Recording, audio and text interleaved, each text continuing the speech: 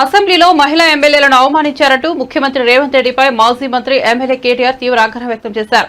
BRS మహిళా శాసనసభ్యురాలపై అకారణంగా ముఖ్యమంత్రి నోరు పారేసుకున్నారని ఆగ్రహం వ్యక్తం చేశారు. అక్కలను నమ్ముకుంటే బతుకు బస్టాండ్ అవుతుందని ముఖ్యమంత్రి చాలా నికృష్టంగా మాట్లాడారన్నారు. ఈ అవమానం కేవలం సబితక్కకు, సునీతక్కకు మాత్రమే జరిగింది కాదని తెలంగాణ ఆడబిడ్డలందరికీ జరిగిన అవమానమన్నారు. మహిళలను నమ్ముకుంటే బతుకు బస్టాండ్ అవుతుందని ముఖ్యమంత్రి స్థాయి వ్యక్తి మాట్లాడడం శోచనీయమన్నారు. ఈ ముఖ్యమంత్రి అన్ఫిట్ ముఖ్యమంత్రి అన్నారు. నోరు జారితే ఎవరైనా వెనక్కు తీసుకుంటారు, కానీ కంటకావరంతో ముఖ్యమంత్రి ఆడబిడ్డలను అవమానించారని ఆగ్రహం వ్యక్తం చేశారు. అసభ్యంగా చాలా హీనాతిహీనమైన ప్రవర్తనతో ఈరోజు ముఖ్యమంత్రి రేవంత్ రెడ్డి గారు మా ఆడబిడ్డలిద్దరిని నా పాటికి నేను పెద్దగా విమర్శ చేయకుండా పద్ధతిగా వారిని సంబోధిస్తూ ప్రభుత్వానికి సూచనలిస్తూ మాట్లాడుతుంటే మా అక్కలు కూడా కనీసం డిస్టర్బెన్స్ కానీ కనీసం ఒక కామెంట్ కూడా చేయలేదు. కనీసం నన్నేమి ప్రాంప్ట్ కూడా చేయలేదు. మీరు ఇది చెప్పండి అది చెప్పండి అని.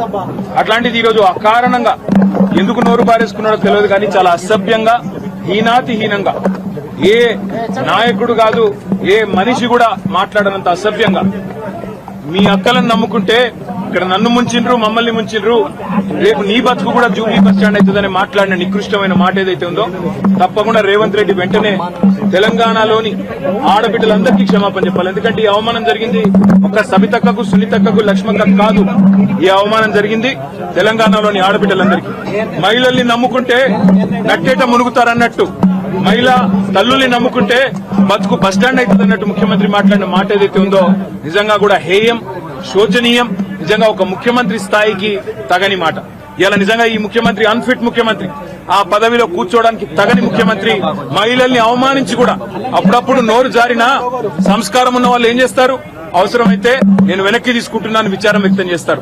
ఇంత అహంకారం, ఇంత కండకావరంతో ఈరోజు ఆడబిడ్డల్ని వారిని అవమానించిన ముఖ్యమంత్రికి తప్పకుండా తెలంగాణ ఆడబిడ్డల ఉసురు తాకుతుంది. ఈ వైఖరి మార్చుకో, పద్ధతి మార్చుకో.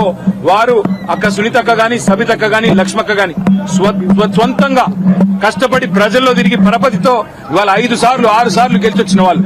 ఎవరు కూడా నీలాగా ఇష్టం వచ్చినట్టు రాజకీయ విన్యాసాలు చేసి వచ్చిన వాళ్ళు కాదు. తమ స్వశక్తితో, తమ కుటుంబంకుండే అభిమానంతో, కార్యకర్తల ఆశీర్వాదంతో, ప్రజల దీవెనలతో ఇక్కడ అడుగు పెట్టారు. అప్రతిహతంగా 5 సార్లు సబితక్క గెలిచొచ్చింది. సునీతక్క కూడా గతంలో మంత్రిగా పనిచేసినారు. లక్ష్మక్క కూడా జెడ్పీ చైర్మన్ గా, శాసనసభ్యురాలుగా పనిచేసింది.